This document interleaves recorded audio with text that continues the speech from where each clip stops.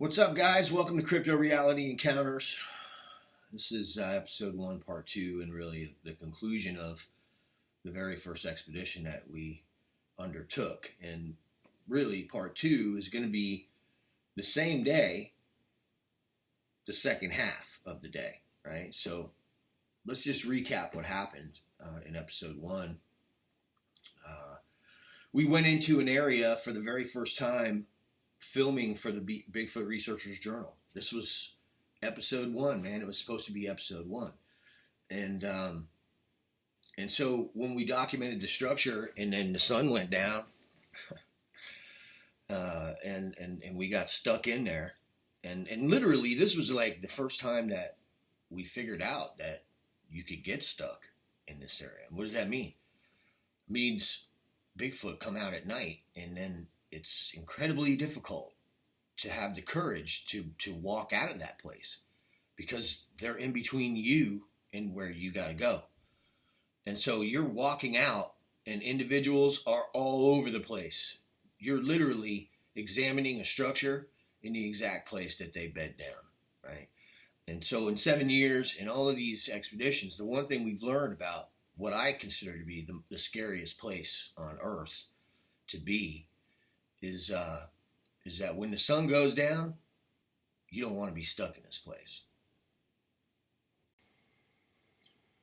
So Melanie had just experienced the reality of a Sasquatch for the first time,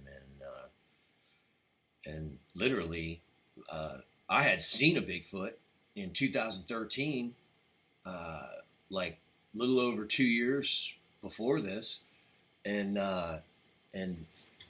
it wasn't this kind of, thing. And so we were like, I was shook up. Melanie was shook up. And the reality is I got on her.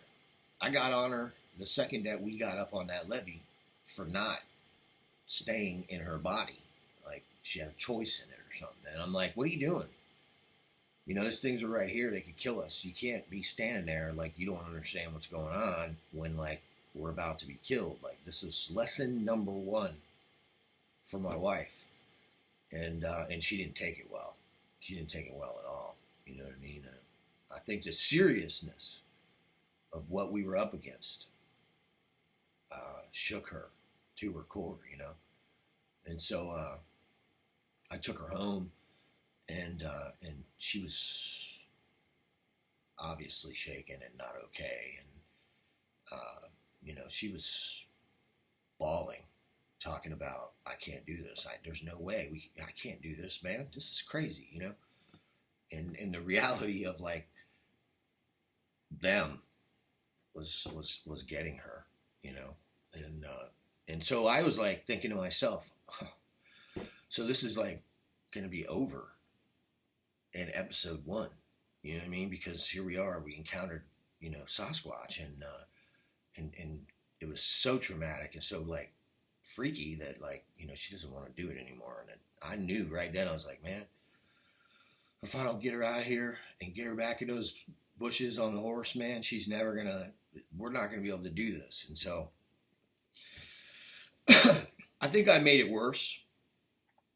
I told her, I was like, hey, you love the woods and I don't want this to ruin it, And so why don't we just go out somewhere else and just do a nice hike in nature, and you can see that most of nature is okay to be in. You know what I mean? I just picked a spot. You know what I mean? And it's just here. They're just over here. They're not going to be where we're going.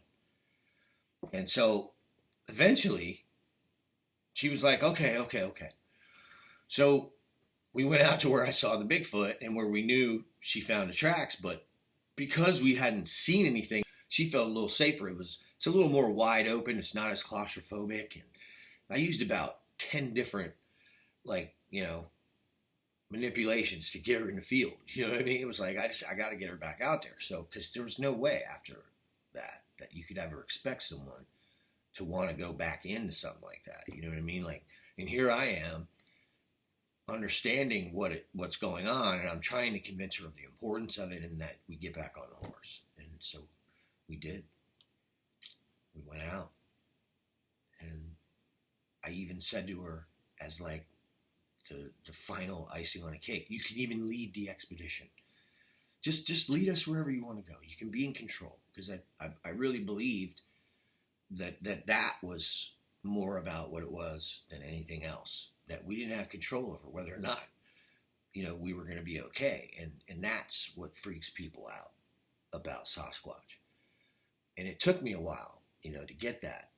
But that's what freaked me out. I wasn't in control. It's like swimming in the Pacific around a bunch of seals and then seeing what eats the seals and deciding you don't want to go back in surfing, you know what I mean, or swimming.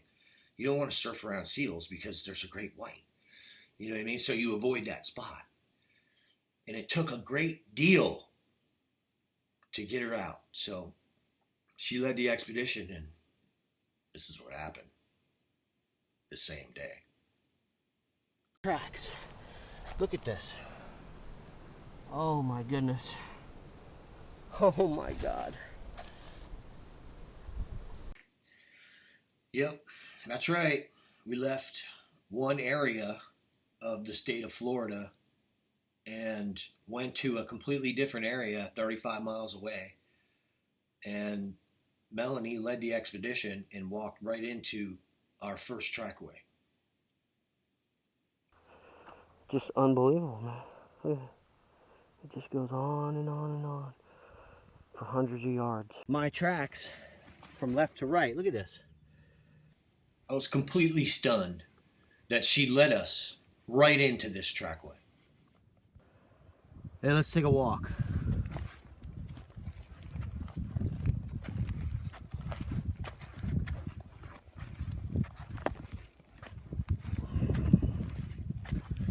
Two individuals walking side by side out of the freaking swamp, barefoot. Oh, this is crazy, man. Look at these tracks. Oh. And yesterday we found about 400 tracks. Today I tracked them farther back and found another couple hundred. Lefts and rights, boys and girls. Lefts and rights. So what do you do, man?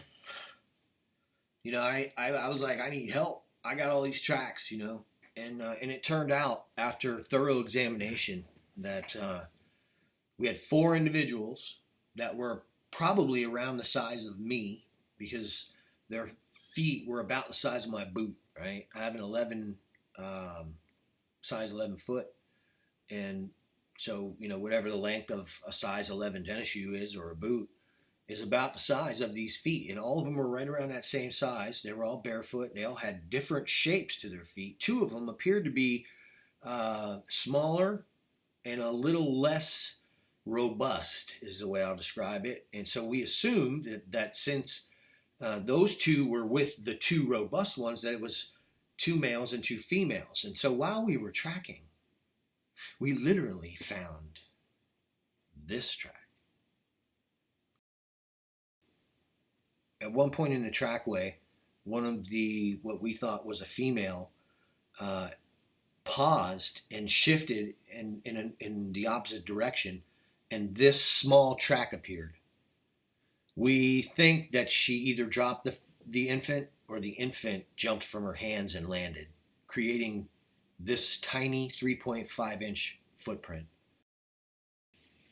So when was the last time you took your 6-year-old kid for a walk in a gator-infested swamp barefoot, and you decided to wear no shoes too?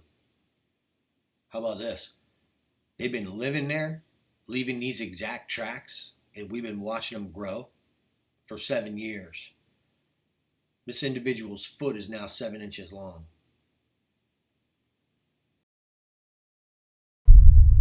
Reality.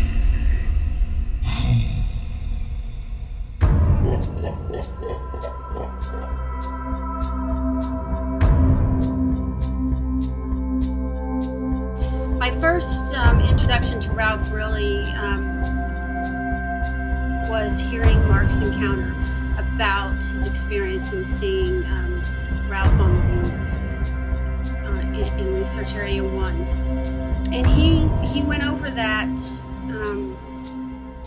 that experience quite a bit, especially when we first started. And when I really think about that now, because I really haven't thought about that, in a while, of how we really started and how much time and attention was really focused on, and Mark really explaining and going into detail about exactly what happened and how Ralph looked, and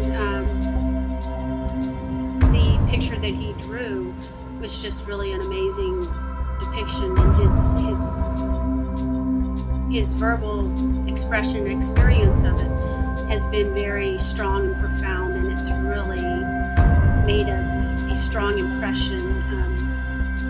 I can see that it's affected Mark's whole life, and it's got a lot of meaning to him.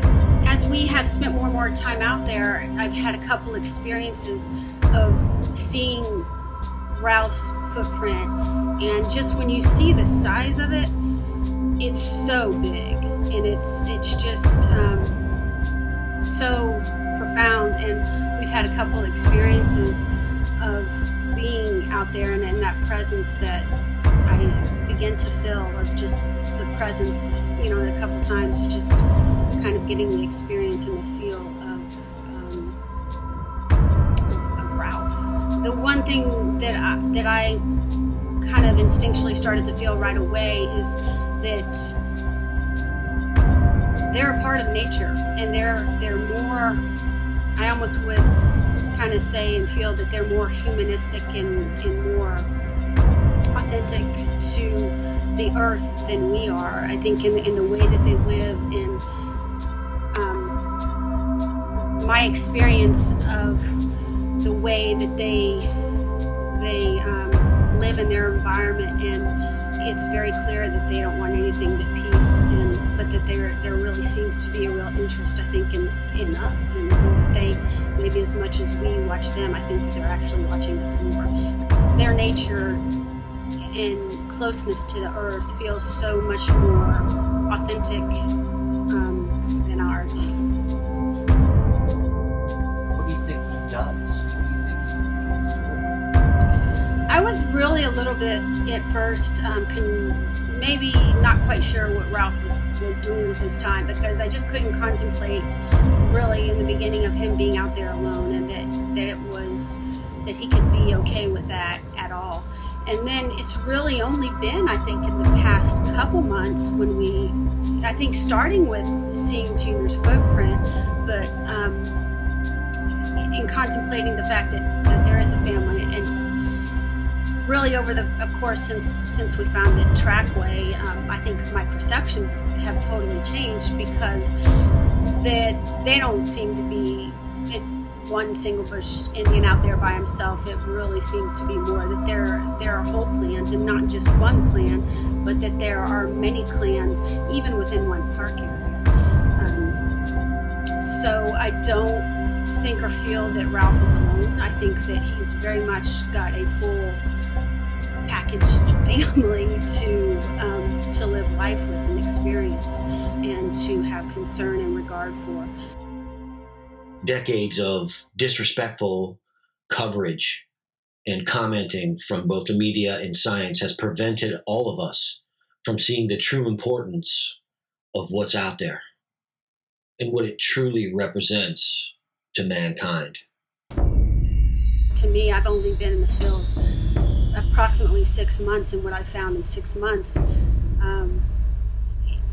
shows me I really, from a person who's never really contemplated to having really absolutely no question whether they exist and they're real, in 6 months that's changed. So I know that there are people who have doctorates in this field of study, and it makes absolutely no sense to me that they don't have information regarding these bush Indians, and it doesn't seem right to me on any level that there's not legislation that is keeping these bush Indians safe.